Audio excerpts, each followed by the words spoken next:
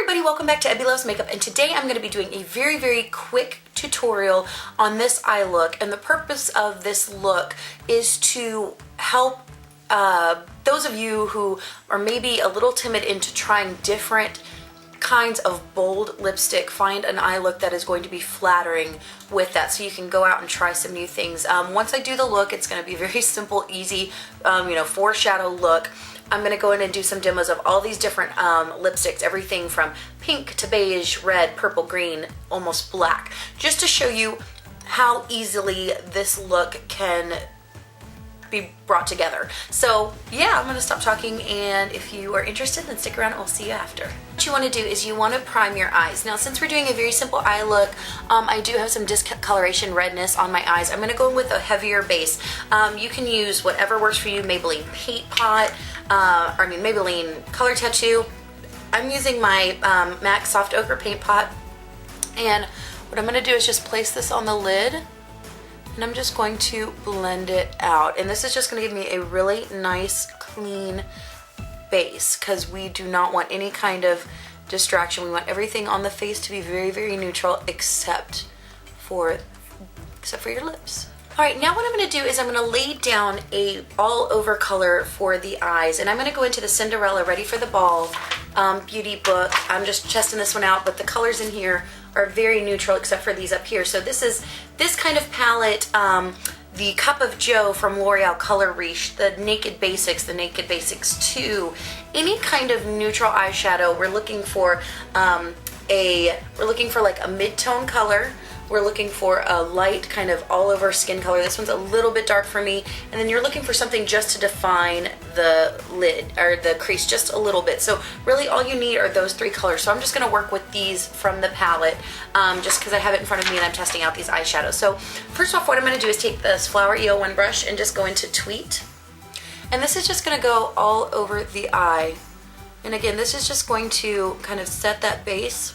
It's pretty much a skin tone color on me. You know, use what works for you. And this is just gonna help those darker shadows blend out a little bit, because we want this look extremely neutral. We're gonna take that Tweet right just down into the inner corner. And I tend to get dark right in here by the inner corner of my eye, where my brows are, so I try and lighten that up with a lighter shadow. Alright, now I'm just taking a fluffy brush. This is the BRC 250 or BR250 from Coastal Scents, and I'm going to go in with Gus Gus, which is this color right here. It's a light, it's kind of a mauve-y brown, but it's a light mid-tone brown. It's really pretty. And I'm just going to place this right where my transition, where you would normally place your transition. You don't want to take it up too far. You just want it really light. Again, we're just trying to define the eyes. Lastly, what you want to do is just take a smaller crease brush. This one is from e.l.f. and we're going to go in with Kingdom, which is this darker mid-tone, this is almost could be considered a mid-tone brown, but it is a little bit deeper, and it does have a little bit of a sheen to it, but that's okay because it's not really going to transfer to the eye too much. So what we're going to do is we're going to place this right here in the outer V and just the outer portion of the crease. You don't want to take this in too far, but just place it and then sweep it out so you see that we are getting that definition. And again, it's a very subtle definition. That's the goal, that's what we're going for. And if you want to, you can build this up just a little bit.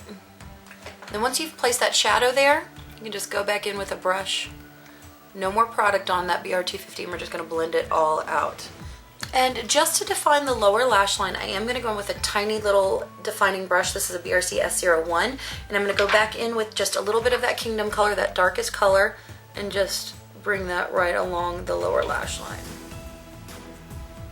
If you want, you can take a little bit of a highlighting shade. I'm going to go in with Miracle right here, which is just a white shade. It's very pigmented, so I'm just going to kind of tone it down just a little bit. Press it right in the inner corner just to open up the look again. Now going in with mascara, I am going to go in with my Wet n Wild Mega Length, and I'm just going to apply this right on my upper and lower lashes.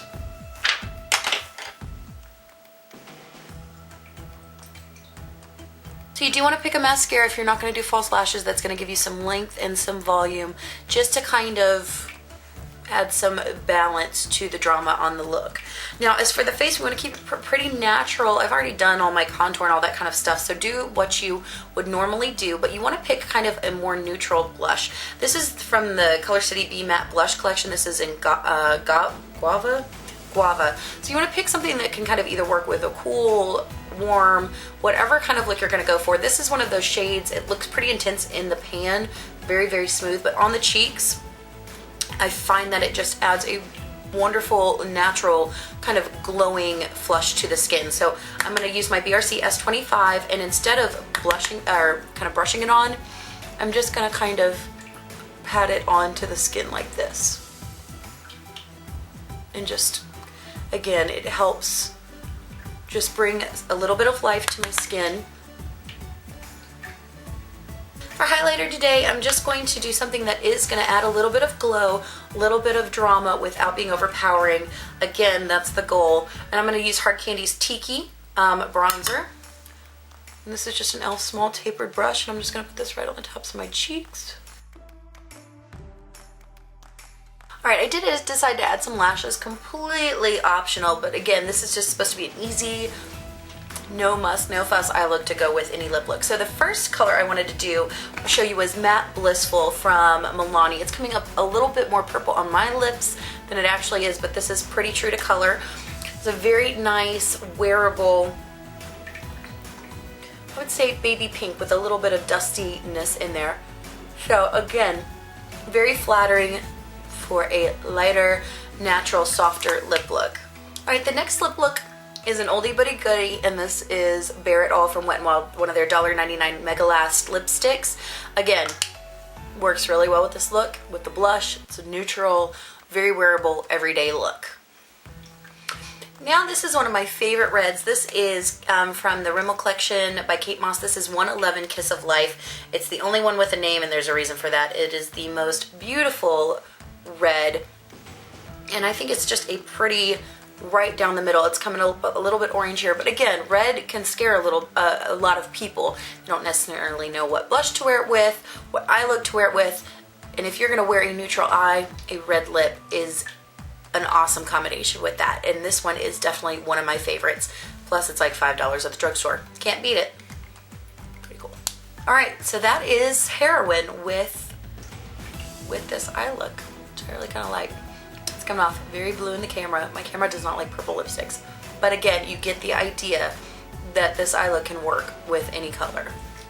Alright, the last lipstick I'm going to try on is this one right here. This is one of the Wicked Lippies from NYX, and this is Risque, and this is a frosty green lipstick, but it's so much fun.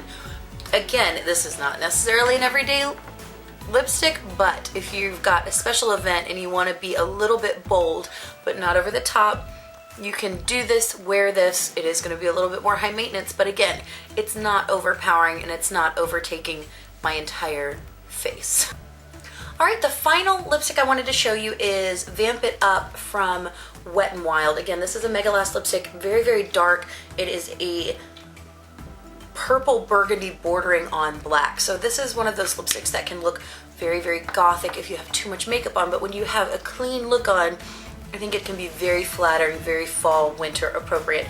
I absolutely love this lipstick, love this formula. So yeah, so there's just a whole range there of lipsticks that can go with this look, so pretty much universally flattering for any lipstick color. Everybody, so that was the look at these and the swatches. So I hope this kind of inspired you to go out and try some shades of lipstick that you necessarily wouldn't try.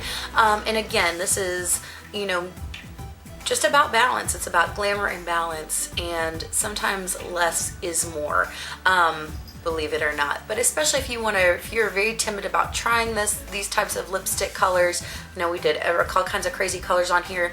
This is the best way to do it because it's not going to seem over the top, gothic, or editorial in a bad way. You know, editorial makeup is beautiful, but it's not something that is very wearable in your everyday life. And this kind of eye look, neutral cheek look is going to help bring these colors into your everyday routine if it's something you're really wanting to do.